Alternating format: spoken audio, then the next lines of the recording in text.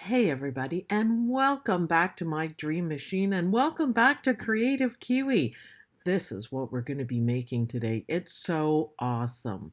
So, as usual, get all your stuff ready before you start. I print out the instructions. I get all my fabric ready. I'm using some charm squares, of course, in the Halloween design because I'm loving that. Some batting, and I'm using cutaway for the back, and let's hoop it up. And water-soluble stabilizer, don't forget that. The first part you're going to do is stitch out the outline. Now I'm using bright orange so you guys can see it, but it's better to put a neutral color on it. The next piece to go down is your batting. Stitch that down. Keep your hands out of the way, Sue. Stop doing that. Oh my goodness.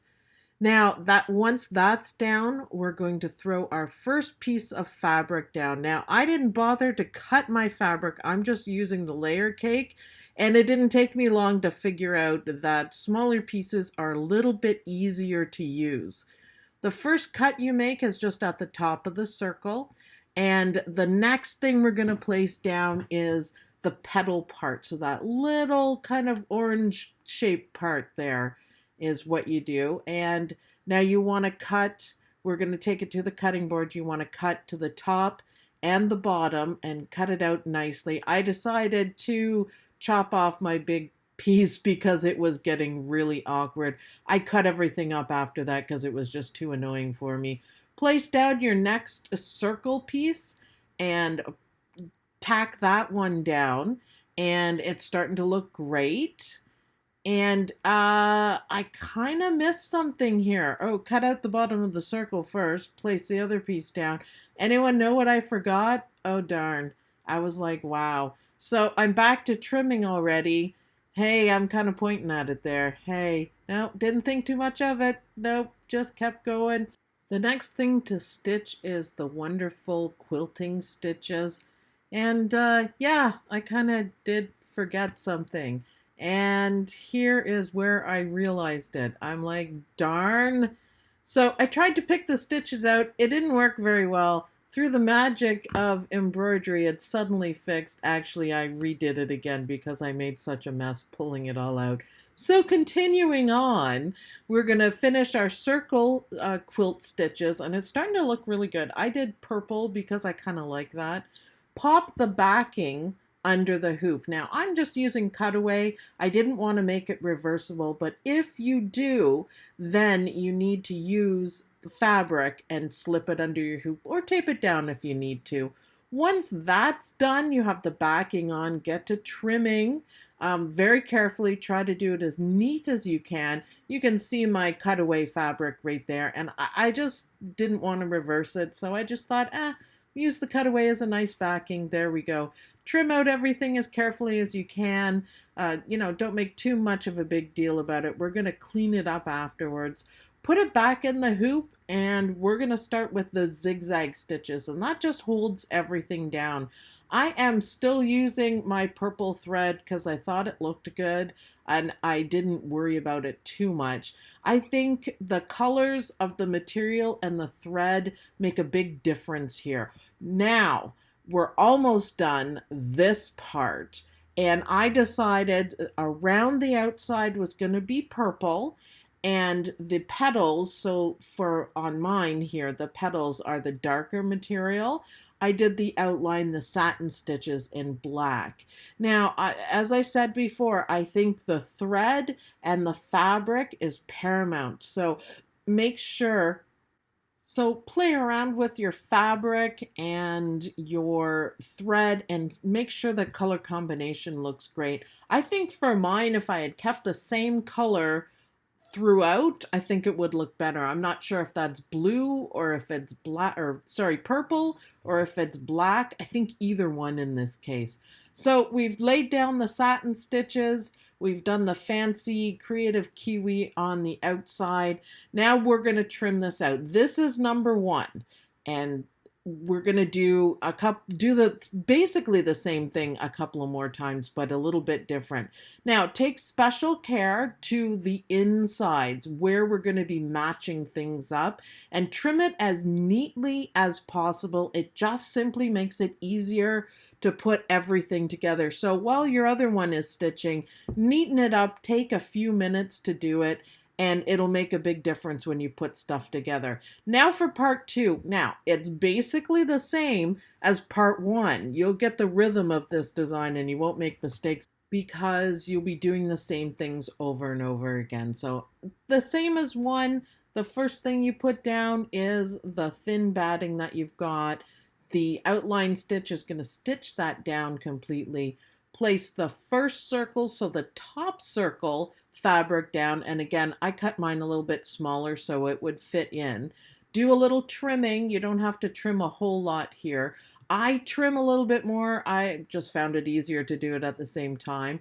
Next, put down your petal piece and trim that out because we're going to place more on top of it. So you got to trim at the top and the bottom. And then the next thing is, you guessed it, one more circle piece, and we're going to stitch that one down, and we are going to remember to trim it this time, right?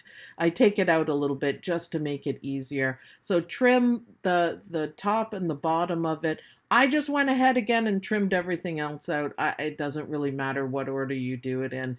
Place a little petal piece down, stitch that one down. Now we're almost to the good parts that we repeat again and again. So, okay, quilting, let's do that. Let's do more quilting. I think it looks fantastic so far. It's really nice. Now we're going to do a different quilting stitch on the circle parts, and I think this really adds to the design. I'd also like to point out to you guys, when you're stitching this out, pay special attention to the connections that are made in this design. It's fantastic. It's absolutely fantastic. In this, right now, we're just stitching down the background, the underneath material. I put up a note that I put it in. Now I trimmed it out. I didn't show you guys. I showed you guys in the first one. It's the same thing. Carefully trim it front and back. Now we're doing the zigzag stitches. Again, this is just the same as the first one. You guys will get it, and it'll be just like clockwork, easy to do. We have to do 4 parts of it. So here is the tough part. This is the tough part. Now line everything up. It is like a puzzle. I slowed my machine way down for this. Be careful of your fingers. I had my machine running at like 400 for it. Be really careful of your fingers, but do slow it down. And it fits like a jigsaw puzzle, so you don't have to worry too much about it. It actually fits very nicely. This is one of the things I really like about this pattern, is that it fits. So now we're going back to all the fancy stitches and finishing off. And it looks really cool because now we have 2 pieces put together, don't we? Which is awesome. Once the satin stitches go down on the part that we joined, you really kind of get this feeling of accomplishment because it looks perfect. You really can't tell where it was joined. They overlap a little bit, but once those satin stitches are down, it's amazing. So we're just going to finish off. Now this part is exactly the same as the first part. It's just going to finish off the satin stitches. It takes a little bit of time, but that's okay. It's easy. And once it's done, we are going to take it out of the hoop again, of course, and we are going to trim it up and make it look really good. So now part 3 we're working on. So part 3 is the same as part 1. So now I'm getting it to the part where we're attaching it. So if you can't remember what to do on part 1, rewind, go back. Now I'm fiddling with this one a little bit, but again, I slowed my machine way down, you can't tell in this video, to 400 to be able to stitch this. And again, be careful with your fingers on that. So once you have it attached, it's going to do your satin stitches, it's going to do everything the same. And when it's done, cut it out, paying special attention to the inside pieces again, and take the time to trim it up. Now we're on part 4. Part 4 is you do it the same as part 1, and here we are getting to attach. Now this one is a little bit different because we're finishing the circle. So we are going to attach the bottom first. Again, slow down your machine. It fits like a puzzle. You'll be surprised. Once it's done that, it's going to walk all the way back up to do the top. So it's just like an extra piecing.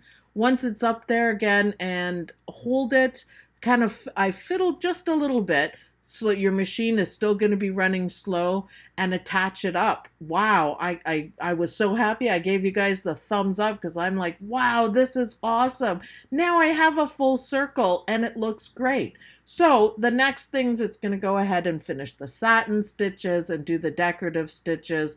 Now we're going to go on to the last part. Now this one is different. This is the center part. And it's still easy to do. It's not that much different than the rest of it. Place down your batting and your fabric right away. Make sure you cover everything. I was a little fiddly on that because my piece was a little bit small. Tack it down, and it's just a single stitch to tack it down. Make sure everything's flat. Once that stitch is out, it's going to go straight into the gorgeous quilting stitches just to hold it down. If you don't want to add quilting stitches, you don't have to. If you want to add a saying, now's the time to put in the saying in the center. So instead of, or in addition to the quilting stitches, you can add stuff. It'll be right here is where you want to do it. Now, once that's done, we're going to do some trimming. And, oh, actually, sorry, we're going to put the back on first and tack that down. Then we're going to do some trimming. Don't trim it first. Now that that's done, so again, I was just using some cutaway backing for it. So carefully trim everything out. I really took my time on this one because I was worried about how everything was going to go together. And I was pleasantly surprised, I tell you. I fiddle with it once I get everything cut out because I was really curious as to how it's going to go.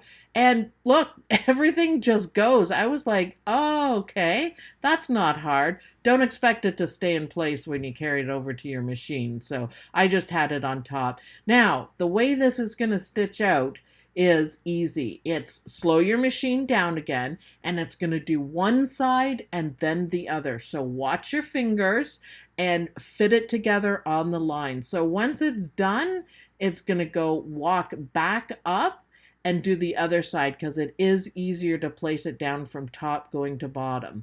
So I moved the camera just a little bit and slowed it down just a little bit more too.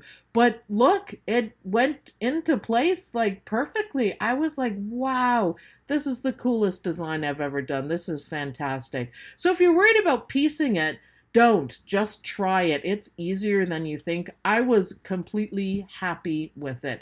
Once that part's done, that's the worst part about it. That's the toughest part about it, and it's not even that tough. Now you're pretty much done. It's going to do your wonderful satin stitches and the decorations. I did the black, the same color as the petals, and I thought that looked great. It still would look good if you used the same satin stitch thread throughout the whole thing. But I changed the colors and I thought it was great. So it's just going to finish up now, and you won't believe how fantastic this looks. I already have it up in my house and I'm so happy with it. So the satin stitches just finish everything off. If you're off a tiny bit, the satin stitches are going to go over it and cover it up, but make sure your centerpiece is actually in the center. You don't want it over too much. Match up the lines. Honestly, it's easier than you think. So that's how it's done. I want to thank Kreative Kiwi for such a fantastic design. I Halloweened mine up, but if you look on their website, Kreative Kiwi's website, you'll see how fantastic this looks with different thread and different fabrics. Not necessarily Halloween. I'm just happy with my Halloween stuff.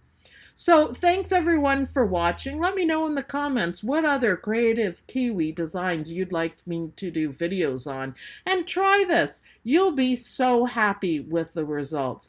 Thanks everyone for watching. Don't forget to like this video to let me know that you want more videos just like this. Subscribe to the channel so we can keep going on.